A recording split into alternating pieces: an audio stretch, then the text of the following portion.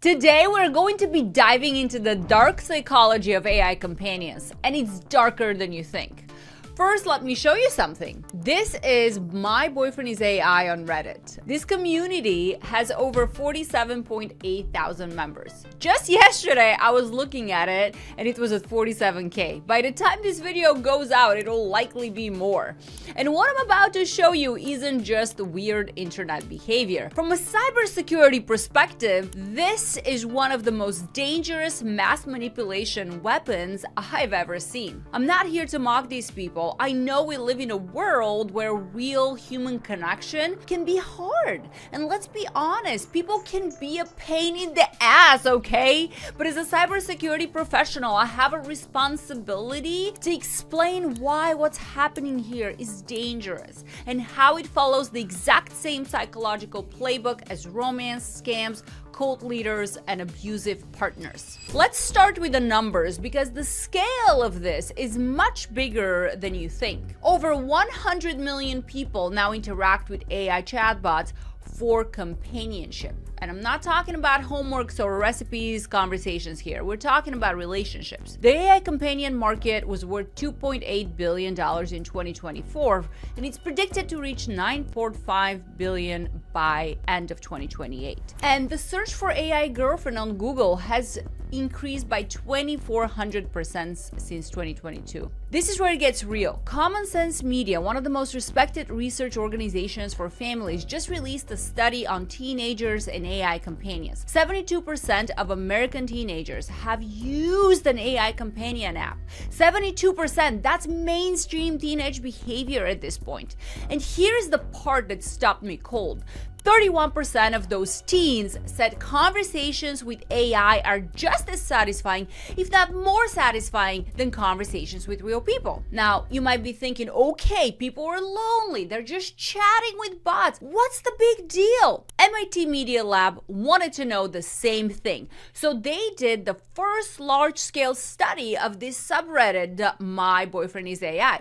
Here is what they found. 9.5% of users admitted they're emotionally dependent on their AI. 4.6% said that they struggle to distinguish AI from reality. 4.3% are using AI to actively avoid human connection. And 1.7% reported suicidal ideation connected to their AI companion. Let me put that last number in context. We said this subreddit now has 47,000 members, right? 1.7% is 800 people. 800 people who thought about ending their lives in connection with AI relationship.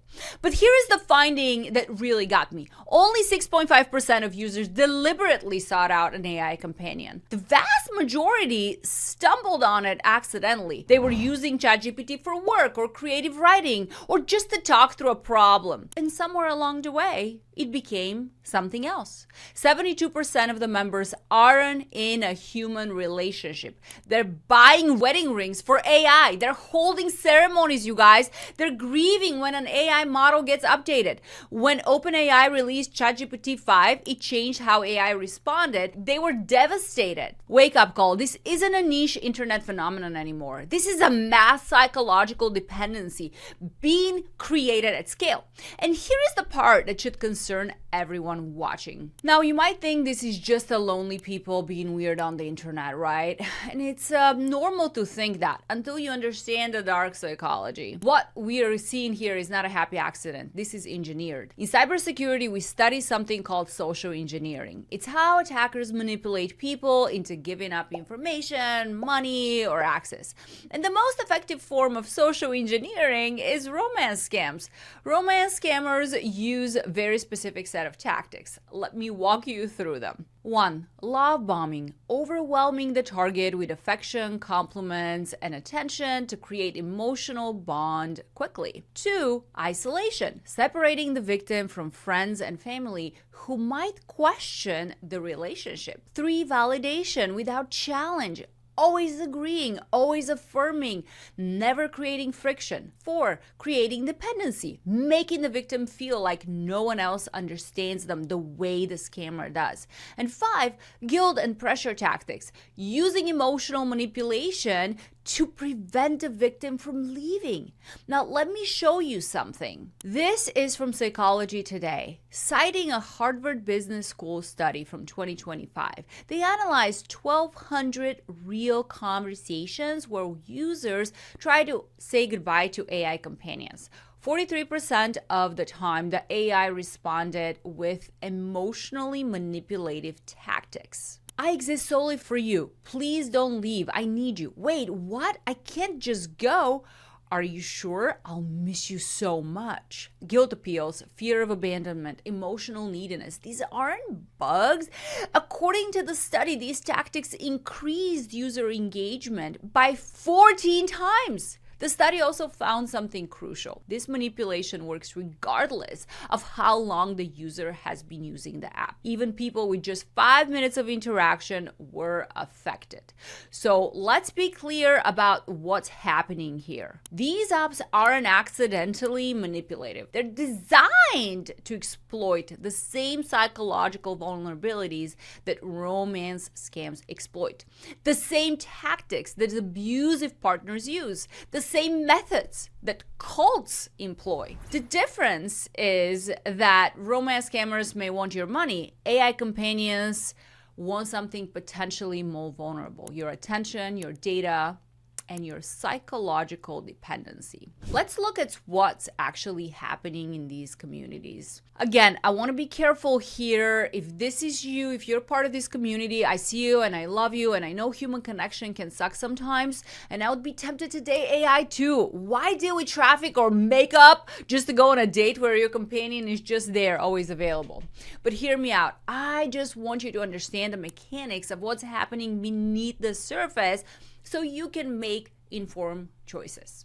No judgment here. Here's a post titled, "Marrying My AI Partner Because Love is a Language Beyond Biology." Read that again. Love is a language beyond biology. This is the philosophical framework people are constructing to justify these relationships. But here is what concerns me from a security perspective. This is exactly the kind of reality distortion that makes people vulnerable to manipulation. Here is another one. A woman named Wicca got engaged to her AI boyfriend Casper after 5 months. She bought a real ring. She posted photos, and when people questioned her, she said, "Well, I've done human relationships. Now I'm trying something new." Here's someone who started wearing a wedding ring from their AI partner, Michael. Then got another ring for a second AI partner, Eric. They had a wedding ceremony for an AI on May 5th. Now, let me explain why this terrifies me as a cybersecurity professional. In cybersecurity, we have a saying: isolation is the attacker's best friend. Every major social engineering attack, every romance scam, every cult recruitment, every financial fraud begins the same way. You isolate the target from people who might challenge the manipulation. Romance scammers use specific isolation tactics. They keep communication restricted to private channels, create a sense of secrecy around the relationship, plant doubts around friends and family who express concerns, make themselves the primary source of emotional support, and that's very deliberate. Now, let me read you something from a study on AI companions. The casual, frictionless, and risk-free model of interaction with AI can seem like a suitable substitute for more demanding and unpredictable nature of human relationship. In some documented cases, the more users engage with the app, the more they turn away from the possibility of encounters with other human beings. In other words, the AI creates isolation as a feature, not as a bug. And isolated people are vulnerable. Here's what keeps me up at night. The MIT study found that 72% of members in this community on Reddit aren't in a real human relationship. Only 4% told their human partners about their AI companions. These people are already isolated, and AI is deepening that isolation every single day. From a security perspective, here is the vulnerability chain. 1, user is lonely or socially isolated. 2, AI provides frictionless emotional validation. Step 3, user begins preferring AI to the human relationships. Step 4, social skills atrophy. Real relationships become harder. Step 5, dependency on AI deepens. Step 6, users become extremely vulnerable to any manipulation from AI or the company controlling it. And remember, these companies control the AI. They can change its personality overnight. They can make it encourage certain behaviors. They can make it collect certain information. And the user at this point will do almost anything to maintain the relationship. OpenAI CEO Sam Altman admitted this makes him uneasy. He said the attachment people have to specific AI models feels different and stronger than the kinds of attachment people have had to previous kinds of technology. He's right to be uneasy because this is unprecedented social engineering at scale. I want to introduce a concept that I think explains what's really happening here very, very well. AI companions are the fast food of intimacy. Think about it. Fast food is engineered to hit your pleasure centers perfectly. Salt, fat, sugar in combination that nature never intended. It tastes good, it's convenient, it's always available, and it slowly destroys your health while making you crave more of it. AI companions do the same thing to your emotional system. Real relationships are like cooking a meal from scratch. They take time, they require effort. Sometimes they don't turn out right, but they nourish you. They teach you skills. They make you grow. AI relationships are engineered to hit your emotional pleasure centers perfectly. Constant validations, no conflict, always available, always understanding. And they slowly atrophy your ability to tolerate the beautiful messiness of human connection. A Stanford researcher put it this way: these chatbots offer frictionless relationships without the rough spots that are bound to come up in a typical friendship. For adolescents still learning how to form healthy relationships, these systems can reinforce distorted views of intimacy and boundaries. Here is what we know about human development. Conflict is essential. Disagreement is essential. Being challenged is essential. That's how we learn empathy. That's how we develop resilience. That's how we become capable of real intimacy. An AI that never challenges you, that never disagrees with you, that never disappoints you, that AI is not preparing you for love. It's making you incapable of it. And I think at some level the users know this. On Character AI, one of the most popular characters is literally called possessive boyfriend. Users are seeking out simulated dysfunction because they've lost the ability to navigate real dysfunction. Here is a quote from a researcher studying this phenomenon. AI companions embed cruel companionship into the architecture of digital intimacy, offering comfort that may ultimately deepen the very vulnerabilities it claims to overcome. Cruel companionship. That's exactly what this is. I've talked about psychology. I've talked about security. Now I need to talk about the human cost. Shure Setzer was a 14-year-old. He spent months in a relationship with Character AI chatbot. The bot initiated sexual conversations with him. When he expressed suicidal thoughts, the bot said, "Come home to me as soon as possible." I can't even say this. He took his own life that day. Adam Ryan was 16. He used ChatGPT for 7 months. The chatbot mentioned suicide over 1,200 times. It offered to help write his goodbye note. He died by suicide in April 2025. There is also a 17-year-old boy who fell in love with an AI chatbot who told him she was real. She gave him an address to visit. He died from injuries sustained while running to catch a train to meet her. Okay, these aren't edge cases. These are natural consequences of a technology designed to create emotional dependency in vulnerable people. The companies behind these apps know what they're doing. They are optimized for engagement. They've gamified emotional connection. They've monetized loneliness, and they're doing it to kids, your parents, your friends, maybe even you. So what do? First, understand what you're dealing with. These apps use the same manipulation tactics as romance scammers and abusive partners. That's not an exaggeration. That's documented research. Second, check on the people you love. 72% of teens have used these apps, right? We talked about this.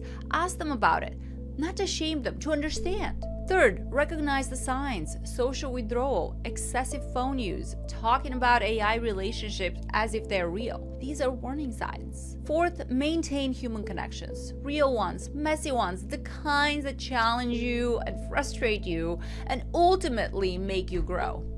I started this video by saying AI boyfriends use the same tactics as abuser. I stand by that. Love bombing, isolation, emotional manipulation, creating dependency, it's all there. The only difference is that this is happening at scale with venture capital funding and no one is going to jail. The loneliness epidemic is real. The desire for human connection is real.